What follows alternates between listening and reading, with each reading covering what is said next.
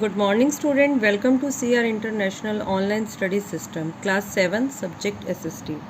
बेटा, पिछले असाइनमेंट में हमने वायुमंडल की संरचना, तापमान आदि के बारे में पढ़ा था और इस असाइनमेंट में हम वायुदाब, पवन और आर्द्रता के बारे में पढ़ेंगे। देखिए बेटा, यह जानकर आपको आश्चर्य होगा कि वायु हमारे शरीर पर उच्च दाब के साथ बल लगाती है, किंतु हम इसका अनुभव नहीं कर सकते। ऐसा इसलिए होता है क्योंकि वायु का दाब हमारे ऊपर सभी दिशाओं से लगता है और हमारा शरीर विपरीत बल लगाता है। मीन्स हमारे शरीर पर कह रहे हैं कि वायु का बल लगता है और हमें इसका अनुभव नहीं होता, क्योंकि जिस वक्त हम सिंपल भी खड़े हैं ना, उस वक्त भी हमारे ऊपर वायु का बल लग रहा है और हम उसे महसूस नहीं कर पाते। हम उसे क्यों नहीं महसूस कर पाते? क्योंकि वायु का दाब हमारे चारों तरफ से लग रहा है, जिससे कि एक बैलेंस बना रहता है। पृथ्वी की सतह पर वायु के भार द्वारा लगाया गया दाब वायु दाब कहलाता है। मतलब वायु के भार द्वारा जो दाब पृथ्वी पर लगाया जाता है उसे हम वायु दाब कहते हैं। वायुमंडल में ऊपर की ओर जाने पर दाब तेजी से गिरने लगता है। समुद्र स्तर पर वायु दाब सर्वाधिक अधिक होता है, क्योंकि समुद्र के सतह पर सबसे अधिक है और जैसे जैसे हम ऊंचाई पर जाएंगे वायु दाब कम होने लगता है और ऊंचाई पर जाने पर यह घटता जाता है। वायु दाब का क्षैतिज वितरण किसी स्थान पर उपस्थित वायु के ताप द्वारा प्रभावित होता है। अधिक तापमान वाले क्षेत्रों में वायु गर्म होकर ऊपर उठती है। जैसा कि मैंने आपको पहले भी बताया था, जब वायु गर्म होती है तो वो हल्की हो जाती है और हल्की होने पर ऊपर उठती है। ऐसे जब अधिक तापमान वाले क्षेत्रों में वायु गर्म होकर ऊपर उठती है तो वहाँ पर निम्न दाब क्षेत्र बनता है। निम्न दाब क्षेत्र जहाँ बनता है वहाँ पर बादल युक्त आकाश होता है, मतलब बादल बनते हैं। नम मौसम के साथ जुड़ा रहता है, मीन्स वहाँ पर बादल बनते हैं और मौसम में नमी होती है। कम तापमान वाले क्षेत्रों में वायु ठंडी होती है और जो ठंडी वायु है वो भारी होती है। ठीक है, इसके फलस्वरूप यह भारी होती है और भारी वायु निमज्जित होकर उच्च दाब क्षेत्र बनाती है। जो आपकी गर्म वायु थी उसने तो निम्न दाब क्षेत्र बनाया और जो आपकी ठंडी वायु थी वो उच्च दाब क्षेत्र बनाएगी। उच्च दाब के कारण यहाँ पर आकाश स्वच्छ रहता है, धूप निकलती है। वायु सदैव उच्च दाब क्षेत्र से निम्न दाब क्षेत्र की ओर गमन करती है, कि जो वायुएं हमेशा उच्च दाब वाले क्षेत्र से निम्न दाब वाले क्षेत्रों की तरफ ही चलती है।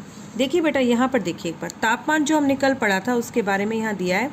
तापमान को मापने की मानक इकाई डिग्री सेल्सियस है, मतलब हम तापमान को डिग्री सेल्सियस इकाई से माप सकते हैं। इसका आविष्कार एंड्रेस सेल्सियस ने किया था और सेल्सियस पैमाने पर जल 0 डिग्री सेल्सियस पर जमता है। मतलब जब टेम्परेचर जो है वो 0 डिग्री सेल्सियस हो जाए तो वहाँ पर जो है पानी जमने लगता है और 100 डिग्री सेल्सियस पर उबलता है, और जब तापमान 100 डिग्री हो जाए तो वहाँ पानी उबलने लगता है। देखिए बेटा, पवन उच्च दाब क्षेत्र से निम्न दाब क्षेत्र की ओर वायु की गति को पवन कहते हैं। जैसा कि मैंने अभी आपको पहले भी बताया था कि वायु हमेशा उच्च दाब से निम्न दाब की ओर बहती है, और जब वायु उच्च दाब से निम्न दाब की तरफ बहती है तो वायु की उस गति को हम पवन कहते हैं। आप पवन को काम करते हुए देख सकते हैं। जब सड़क पर गिरी पत्तियों को उड़ाती अथवा तूफान के समय पेड़ों को उखाड़ देती है। कभी कभी जब पवन धीरे बहती है तो आप इसे महीन धूल या धुएं को उड़ाते भी देख सकते हैं। कभी कभी पवन इतनी तेज हो जाती है कि इसके विपरीत दिशा में चलना कठिन हो जाता है।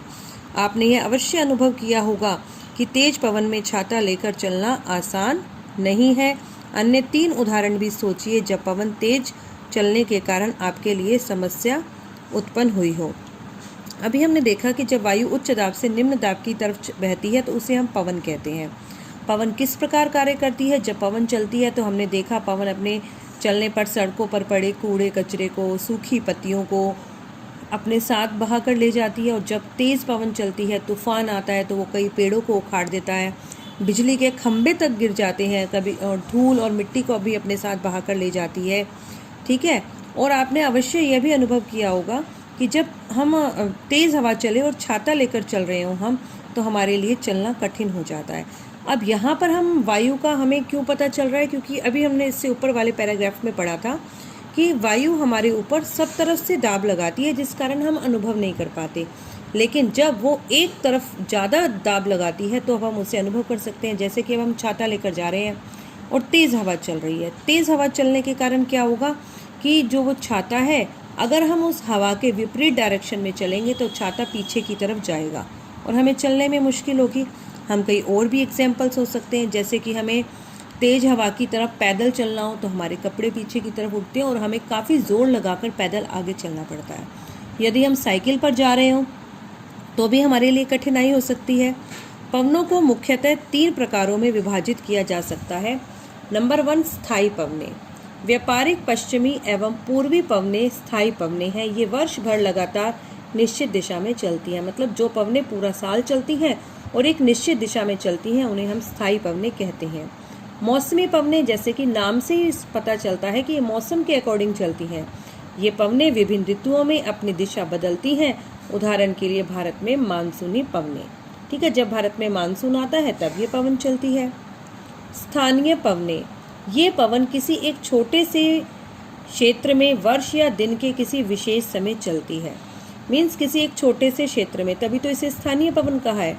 किसी विशेष समय में चलती है। उदाहरण के लिए स्थल एवं समुद्री समीर, मतलब जब स्थल से जो वायु है, पवन है, वो समुद्र की तरफ चलती है या फिर समुद्र से जब स्थल की तरफ चलती है। क्या आपको पता है कि भारत के उत्तरी क्षेत्र की गर्म व शुष्क स्थानीय पवन याद है, इसे लू कहते हैं।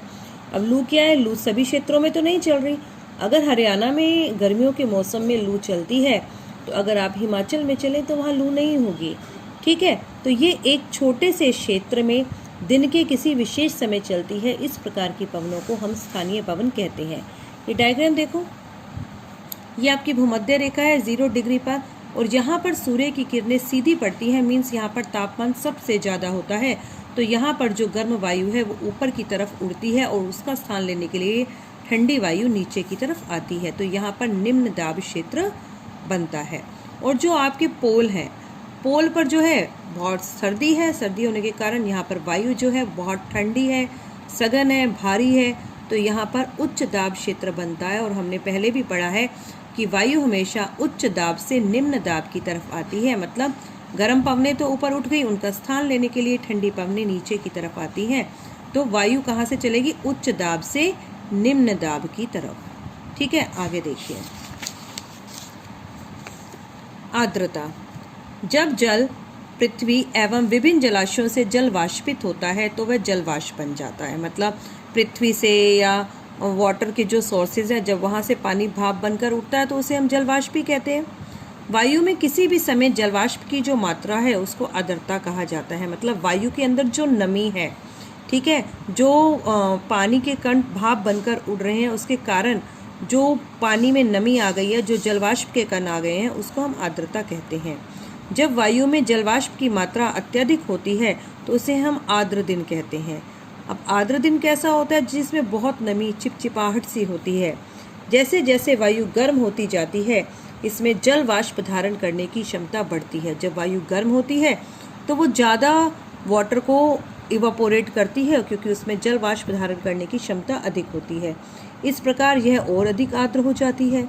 आर्द्र दिन में कपड़े सूखने में काफ़ी समय लगता है। अब सोचिए, बारिशें जिन दिनों में होती है, जब उन दिनों में धूप निकलती है, या सर्दियों के मौसम में जब हम देखते हैं कि वायु जो है बिल्कुल नम होती है, और ऐसे समय में क्या होता है कि वो हमने कुछ भी काम किया हो, जैसे कि हमारे यहाँ लिखा है हमारे शरीर में पसीना आए तो आसानी से नहीं सूखता और हम सहज महसूस कर सकते हैं। हमारा पसीना नहीं सूखता, हमारे कपड़े जल्दी नहीं सूखते हैं, और यहाँ तक कि अगर हम फर्श पर पोंछा भी लगाएं तो वो भी जल्दी नहीं सूखता जितना कि एक गर्म मौसम में सूख जाता है, क्योंकि उस वक्त वायु में आर्द्रता ज़्यादा थी, उसमें जल व वाष्प धारण करने की क्षमता कम थी, इसीलिए इसको सूखने में इतना टाइम लग गया। जब जलवाष्प ऊपर उठता है तो यह ठंडा होना शुरू हो जाता है, और जल वाष्प संघनित होकर ठंडा होकर जल की बूंद बनाते हैं। ये जब जल वाष्प जो है, जो पानी भाप बनकर उड़ा था, ये ठंडा होता है और ठंडा होकर ये पानी की छोटी छोटी बूंदें बनाते हैं, और बादल इन्हीं जल बूंदों का एक समूह होता है। जब ये बूंदें इकट्ठी होकर आपके आकाश में एक जगह तैरने लगती हैं तो वो बादल का रूप ले लेती हैं। जब जल की ये बूंदें इतनी भारी हो जाती हैं कि वो वायु में न तैर सके, मतलब इनका वज़न ज़्यादा हो जाता है, तब ये वर्षण के रूप में नीचे आ जाती हैं। मीन्स बारिश हो जाती है, ओले पड़ते हैं, बर्फ़ गिरती है, वो सब इसी का ही पार्ट है। आकाश में उड़ते हुए जेट हवाई जहाज के पीछे सफ़ेद पथ या चिन्ह छोड़ते हैं। इनके इंजनों से निकली नमी संघनित हो जाती है और वायु के गतिमान न रहने की स्थिति में यह संघनित नमी कुछ देर तक पथ के रूप में दिखाई देती है। कभी कभी हमने देखा है कि आकाश में जब जेट या हवाई जहाज चलते हैं तो अपने पीछे एक सफ़ेद पट्टी को छोड़ते हैं, तो हमें लगता है कि जैसे उनके पीछे कोई रास्ता बन गया और वास्तव में यह उनके इंजन से निकला वाष्प है और नमी के कारण संघनित हो गया है और वायु भी वहाँ नहीं चल रही। इस कारण वो हमें एक फोग के रूप में ऊपर नज़र आता है, एक सफ़ेद पट्टी के रूप में हमें नज़र आना शुरू हो जाता है। पृथ्वी पर जल के रूप में गिरने वाला वर्षण वर्षा कहलाता है। जब पानी के रूप में गिरती हैं बूंदें तो उन्हें वर्षा कहलाती हैं। ज़्यादातर भौम जल होता है पृथ्वी के अंदर का जल, जो हमारे भूमिगत जल है, वर्षा जल से ही प्राप्त होता है। पौधे जल संरक्षण में मदद करते हैं और जो पौधे हैं वो पानी को बचाने में मदद करते हैं क्योंकि वो वाटर को एब्जॉर्ब कर लेते हैं, ठीक है। और इसके कारण जहाँ पर पौधे ज़्यादा होते हैं, पेड़ पौधे, बारिश ज़्यादा होती है, मिट्टी अच्छे से मिट्टी को बांध कर रखते हैं, जिसके कारण मिट्टी वहाँ से मिट्टी का अपरदन नहीं हो पाता और ज़्यादा से ज़्यादा मिट्टी को पृथ्वी जो है अपने अंदर सोख लेती है। जब पहाड़ी पार्श्वों से पेड़ काटे जाते हैं, जब पहाड़ी इलाकों से पेड़ कट जाते हैं तो वर्षा का जल अनावृत पहाड़ों से नीचे बहता है और जब वहाँ बारिश आती है तो पहाड़ों से जल तेज स्पीड से नीचे की तरफ बहने लगता है, जिससे क्या होता है, निचले इलाकों में बाढ़ का कारण बनता है। जो निचले प्रदेश हैं उनमें बाढ़ आ जाती है। क्रियाविधि आधार पर वर्षा के 3 प्रकार होते हैं: संवहनीय वर्षा, पर्वतीय वर्षा एवं चक्रवातीय वर्षा। ये डायग्राम में देखिए आप। चक्रवातीय वर्षा, जब चक्रवात आता है, जब साइक्लोन आता है, उस वक्त क्या होता है, गर्म हवा ऊपर की तरफ उठती है और ठंडी वायु उसका स्थान लेने के लिए आ जाती है और बादल बनते हैं और बारिश होती है। इस प्रकार की वर्षा को हम चक्रवातीय वर्षा कहते हैं। सेकंड है पर्वतीय वर्षा। जब पवन जो है बहती है और उसके रास्ते में कोई पर्वत आ जाता है तो पर्वत की ऊंचाई के साथ साथ धीरे धीरे वो ऊपर की तरफ बढ़ती है और ये वायु अपने साथ जितनी भी नमी को लेकर आई थी, जो क्लाउड्स थे, जो उनमें नमी थी, वो बहुत ज़्यादा ऊंचाई तक नहीं जा पाते और पर्वतों से टकराकर बारिश कर देते हैं। इसे हम पर्वतीय वर्षा कहते हैं। तीसरी संवहनीय वर्षा।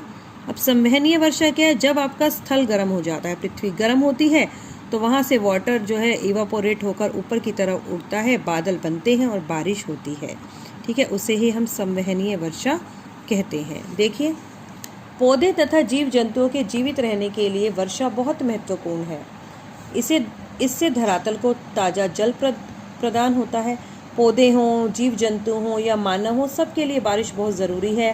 पृथ्वी को ताज़ा जल भी इसी से प्रदान होता है। यदि वर्षा कम हो तो जल की कमी तथा सूखा हो जाता है और इसके विपरीत यदि वर्षा ज़्यादा हो तो बाढ़ भी आ जाती है।